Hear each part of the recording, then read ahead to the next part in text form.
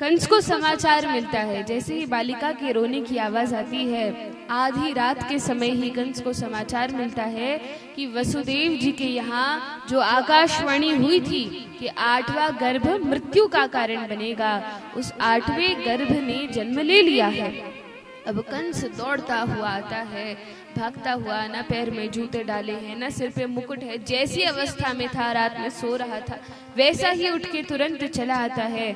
और वसुदेव जी बहुत मना करते हैं। देवकी कहती है, देखो भैया, तुम्हें तो 8वें गर्भ से संकट था, यदि पुत्र होता, लेकिन यह तो पुत्री है, कन्या है, ये तुम्हारा क्या बिगाड़ेगी, इसको मत मारो। लेकिन कंस छीन लेता है। 6 पुत्रों का तो वध किया ही था, 7वां पुत्र जो संकर्षित कर दिए गए थे रोहिणी के गर्भ में, कंस और बाकी सभी कंस के मंत्रियों ने सोचा कि गर्भपात हो गया और अब अष्टम गर्भ था।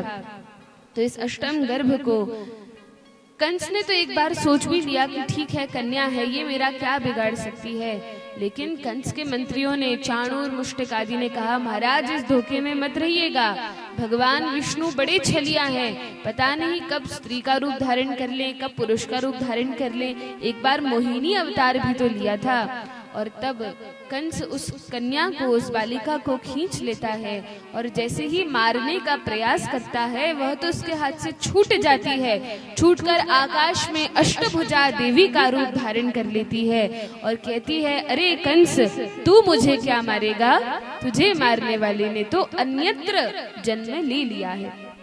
इस प्रकार से कहा। अब तो कंस और भयभीत हो गया और डर गया, अरे मुझे मारने वाले का जन्म हो गया है और ये कन्या जो छटक कर उसके हाथ से छूट गई थी।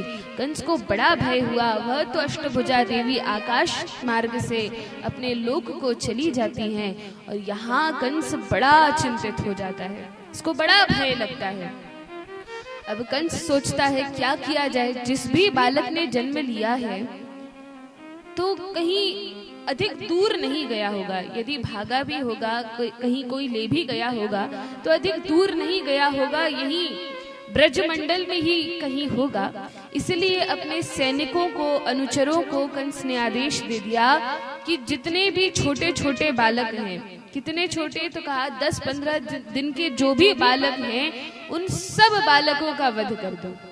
पहले तो 10-15 दिन के बालकों का वध करने का आदेश दिया और फिर बाद में और सैनिकों को आदेश दिया कि जितने भी 1 महीने तक के बालक हैं उन सबको मार डालो। अब ये सैनिक तो निकल पड़े अपने घोड़े पर और सब अस्त्र शस्त्र लेकर जितने छोटे छोटे बालक हैं उनको मारने के लिए। दूसरी ओर यहाँ तो कंस की स्थिति है कि वह बड़ा भयभीत है, बड़े भय में है, दिन रात सोच रहा है कौन है वह मेरा काल जिसने जन्म लिया है। कंस यहाँ पर परेशान है, अपने असुर मित्रों को बुलाता है, उनके साथ योजना बनाता है, विचार करता है। तो इस प्रकार से यहाँ पर कंस की स्थिति है। लेकिन दूसरी ओर नंद महल में बड़ा उत्सव मनाया जा रहा है। वहां पे जैसे ही सुबह होती है, सभी को पता चलता है कि नंद महाराज और यशोदा मैया के घर बड़ी उम्र में एक बालक का जन्म हुआ है। जवानी निकल गई थी, अब तो वृद्धावस्था ही आ गई थी, लेकिन अब पुत्र का जन्म हुआ है। सुनकर सभी ब्रजवासी बड़े प्रसन्न होते हैं।